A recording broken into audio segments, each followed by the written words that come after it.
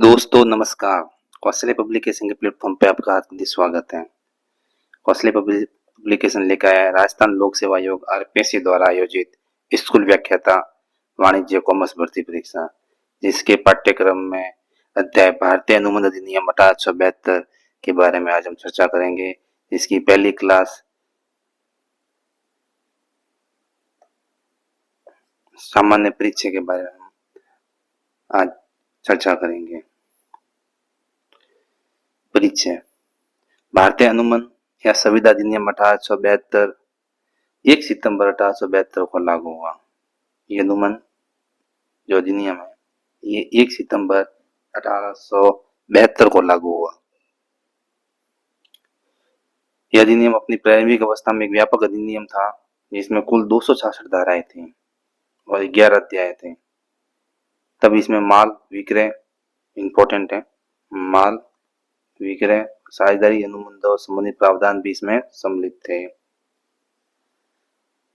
व्यावसायिक क्रियाओं के विस्तार के परिणाम स्वरूप इन अनुबंधों के लिए पृथक पृथक अधिनियमों की आवश्यकता अनुभव की गई। अतः इन अनुबंधों से संबंधित धारा 76 से 123 और 239 से 266 को इस अधिनियम से निरस्त कर 1930 में तो 76 से 123 धारा के तहत माल विक्रय अधिनियम और 1932 में धारा 239 से 266 के तहत साझेदारी अधिनियम का निर्माण किया गया।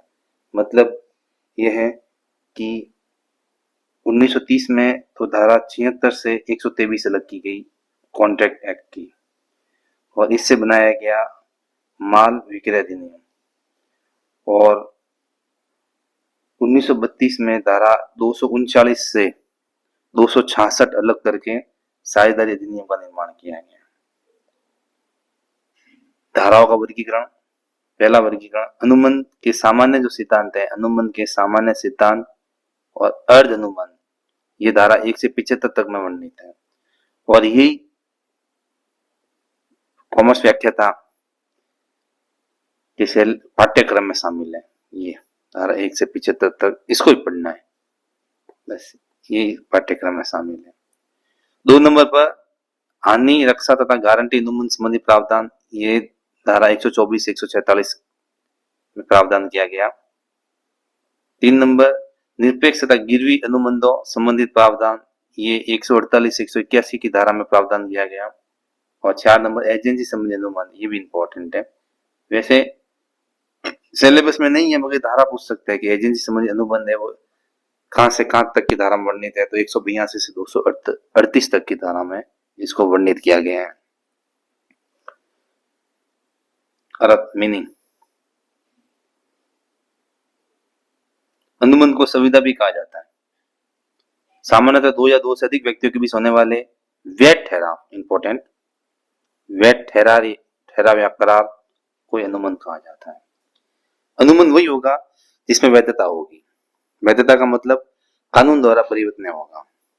यदि कानून द्वारा परिवर्तनीय नहीं है या उसमें वैधता नहीं है तो वो अनुबंध नहीं कहलाएगा। प्रत्येक ऐसा ठहराव जो पक्षकारों के वैधानिक दायित्व तथा अधिकार उत्पन्न करता हो अनुबंध कहलाता है। दायित्व वैधानिक होने चाहिए और अधिकार भी वैधानिक होने चाहिए, वही अनुबंध कहलाएगा। कुल मिला के बात यह है कि वैधानिकता होनी चाहिए। यदि वैधानिकता नहीं है तो वो अनुबंध नहीं कहलाया जाएगा। अनुबंध की जो परिभाषा दी गई है ये धारा 2H में दी गई है, ये इंपॉर्टेंट है, ध्यान रखें। क्या दिया गया इसमें? अनुबंध एक ऐसा ठहराव है जो राजनियम द्वारा परिवर्तनीय होता है, यानी राजनियम द्वारा वही ठहराव परिवर्तनीय होता है जो वैध ठहराव होते हैं। अवैध ठहराव राजनियम द्वारा परिवर्तनीय नहीं होते हैं। तो 2H, अनुबंध एक ऐसा ठहराव है जो राजनियम द्वारा परिवर्तनीय है। अनुबंध में 2 तत्व विद्यमान होते हैं। अनुबंध एक ठहराव है, ठहराव से अनुबंध की उत्पत्ति होती है जो प्रस्ताव की स्वीकृति देने से उत्पन्न होता है। 2 नंबर, ये ठहराव राजनियम द्वारा परिवर्तनीय होता है, यानी वैधता होनी चाहिए इसमें। जो वैध होगा वही राजनियम द्वारा परिवर्तनीय होगा तथा पक्षकारों के मध्य वैधानिक दायित्व उत्पन्न करता हो, वैध होना चाहिए। कुल मिलाकर बात यह। अनुमान क्या होता है? तो ठहराव और उसमें परिवर्तिता। परिवर्तिता वैधानिक होनी चाहिए। ठहराव प्लस परिवर्तनता से ही अनुमान का निर्माण होता है। वैध अनुमान के आवश्यक तत्व या लक्षण। इससे पहले अनुमान क्या है थोड़ी जानकारी देते हैं। अनुमान का निर्माण एक एग्जांपल से समझते हैं कि अनुमान का निर्माण कैसे होता है।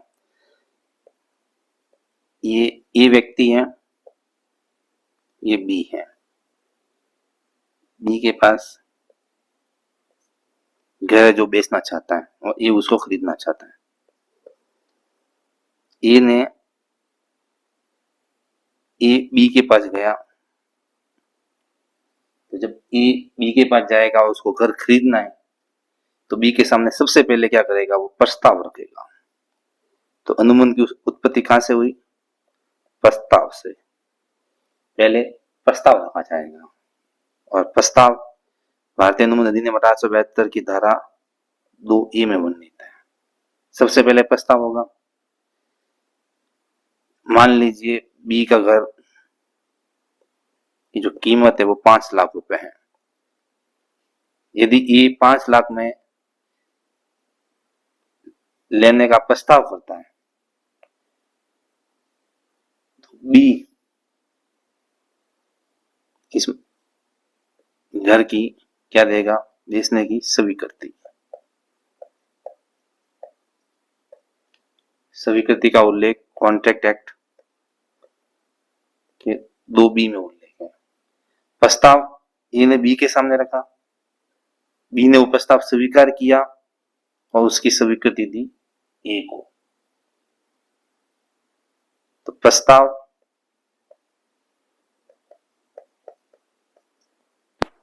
प्लस स्वीकृति से बन गया वचन या ठहराव।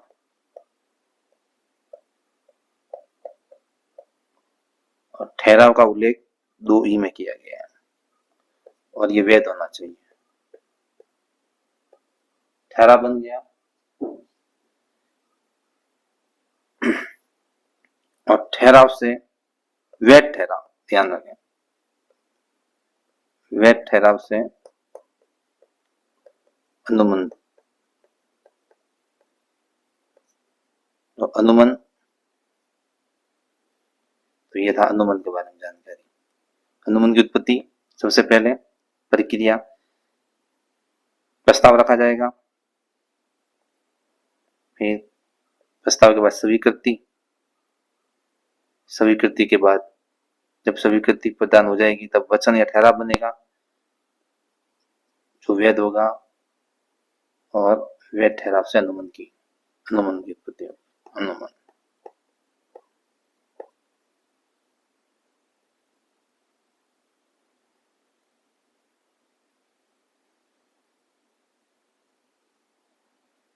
अब वैध अनुमान की आवश्यक तत्व अथवा लक्षण।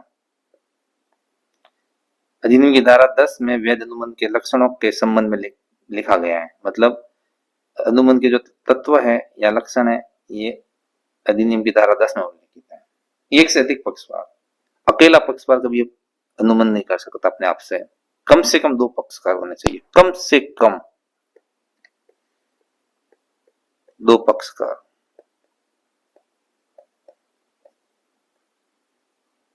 अधिकतम की कोई संख्या निश्चित नहीं है। एक अनुमान में कम से कम 2 पक्षकार का होना अनिवार्य है, ये इंपॉर्टेंट है। 2 नंबर प्रस्ताव व स्वीकृति अर्थात ठहराव। कोई भी अनुमान प्रस्ताव व स्वीकृति से उसका निर्माण होगा। प्रस्ताव रखा जाएगा और उसके बाद स्वीकृति है वो वैध होगी तो ये अनुमान का निर्माण होगा, वरना नहीं होगा। वैध अनुमान के लिए अन्य महत्वपूर्ण तत्व के पक्षकारों के बीच ठहराव होना जरूरी है। बिना ठहराव का अनुमान नहीं होगा। ठहराव का जन्म प्रस्ताव की स्वीकृति देने से होता है। अपन ने एग्जांपल से समझ लिया है। पहले प्रस्ताव रखा जाएगा, फिर स्वीकृति होगी और स्वीकृति के बाद ठहराव होगा और ठहराव से अनुमान का निर्माण होगा।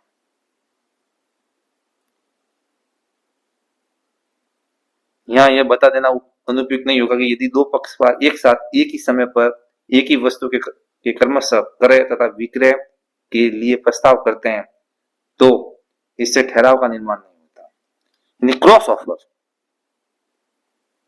एक तो क्रॉस ऑफर, एक होता है काउंटर ऑफर। क्या होता है क्रॉस ऑफर और काउंटर ऑफर, एक एग्जांपल से समझेंगे। जैसे राम है और श्याम है। श्याम के पास कार है जो 50,000 में वो बेचना चाहता है। श्याम ने राम को पत्र लिखा और अपनी कार बेचने का प्रस्ताव रखा राम के सामने। उसी समय राम ने भी श्याम को पत्र लिखकर उसकी कार खरीदने का प्रस्ताव रखा। दोनों को एक दूसरे के बारे में जानकारी नहीं है, इसलिए स्वीकृति का अभाव है इन दोनों में। स्वीकृति के अभाव के कारण ये अनुबंध नहीं कहलाएगा। जब इन दोनों के बीच स्वीकृति होगी फिर ठहराव होगा, उसके बाद ये अनुबंध होगा। तो ये होता है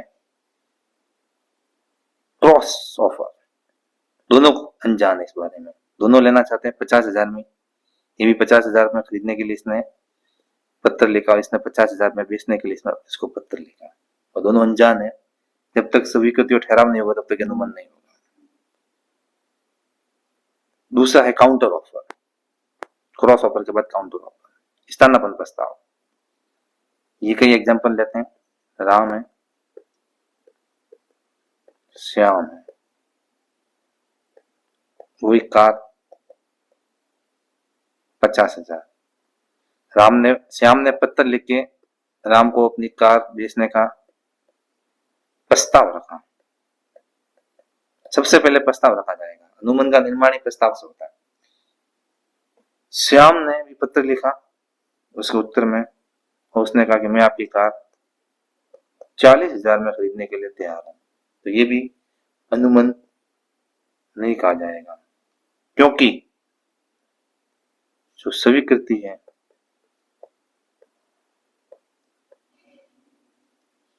जो प्रस्ताव रखा है उसकी जो स्वीकृति है वो एक समान नहीं है, क्योंकि श्याम 50,000 में बेचना चाहता है और राम 40,000 में खरीदना चाहता है। यदि श्याम वापिस पत्र लिख के 40,000 में अपनी स्वीकृति दे देगा तो ये स्वीकृति से ठहराव और ठहराव से अनुबंध बन जाएगा। या राम 50,000 में लेने को स्वीकृत हो जाएगा तो स्वीकृत से ठहराव और ठहराव से अनुबंध बन जाएगा। तो ये होता है स्थानापन्न प्रस्ताव। ये स्थानापन्न प्रस्ताव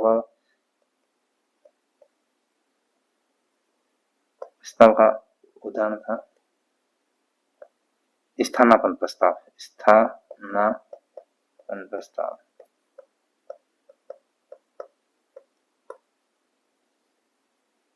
ये प्रति प्रस्ताव।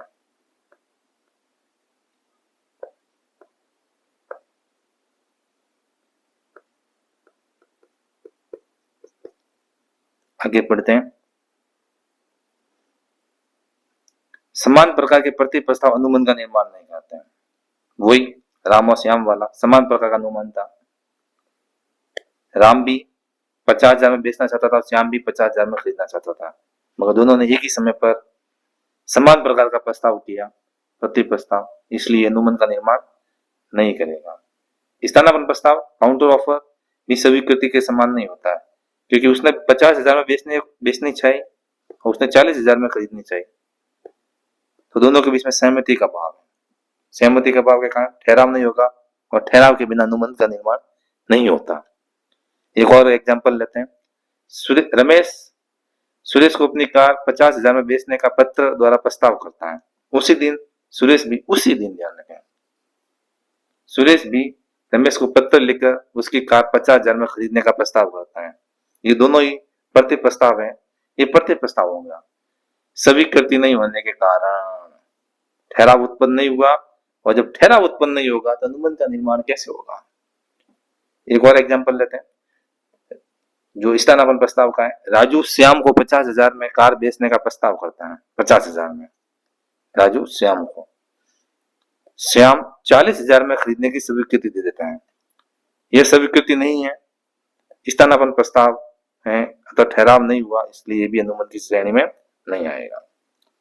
तीसरा तत्व, वैधानिक संबंध स्थापित करने की इच्छा।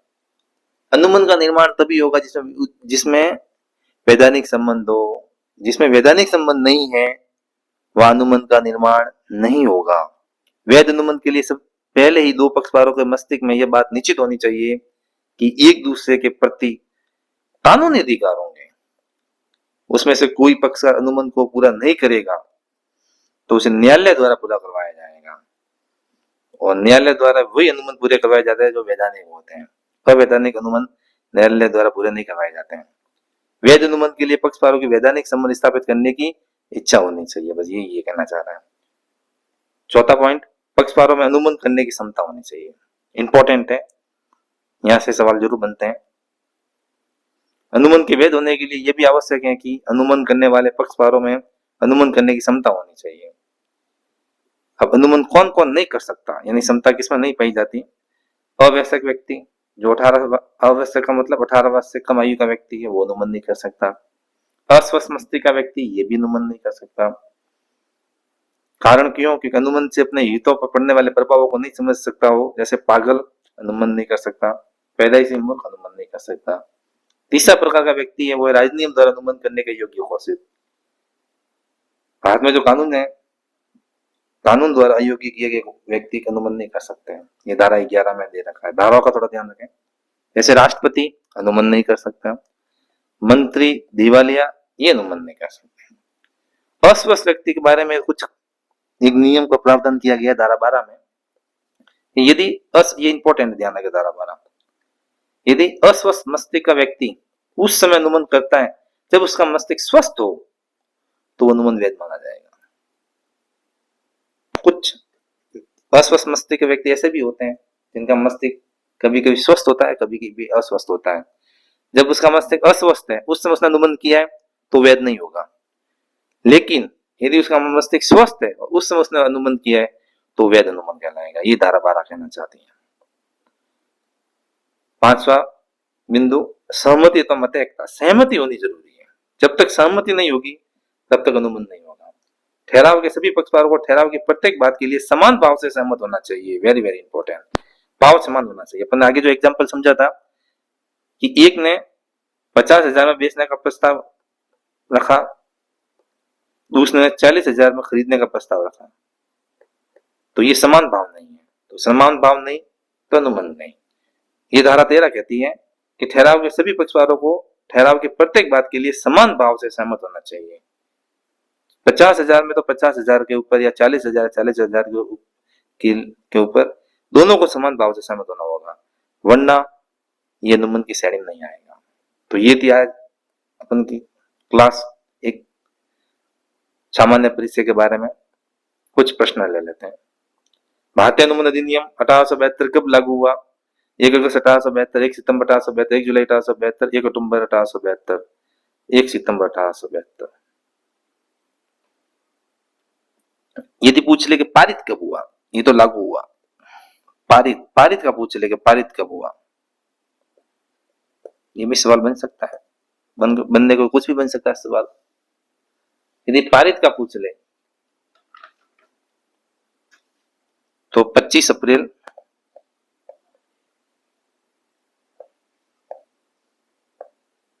1872।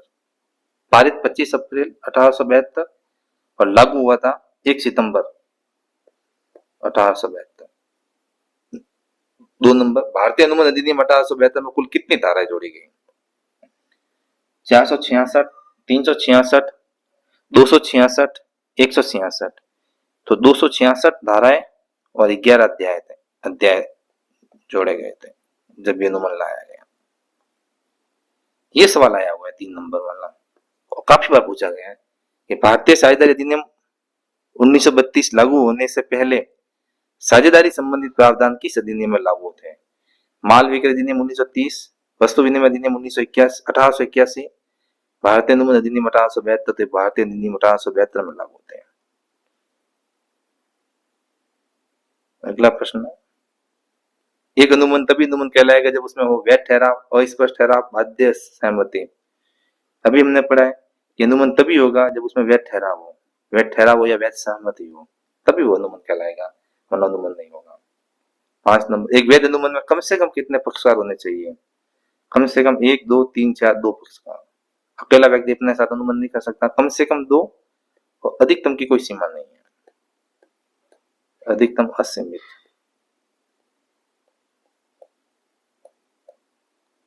6 नंबर, ये भी आया हुआ सवाल है। 6 नंबर, अनुबंध एक ऐसा ठहराव है जो राजनियम द्वारा परिवर्तन है। उत कथन का उल्लेख भारतीय अनुबंध अधिनियम 1872 की किस धारा में किया गया है? 2H, 2I, 2J, 2B, ये 2H में किया गया। ये धारा काफी बार पूछते रहते हैं। तो ये हमारे इस टॉपिक से संबंधित है प्रश्न। आशा करते हैं कि आपको ये क्लास अच्छी लगी होगी। यदि आपका प्यार और स्नेह बना रहा तो जल्दी ही हम अगली क्लास में लेके आएंगे और धीरे धीरे करके स्कूल व्याख्याता वाणिज्य का कोर्स कौशल्य पब्लिकेशन के द्वारा पूरी कोशिश की जाएगी पूरा करने के लिए।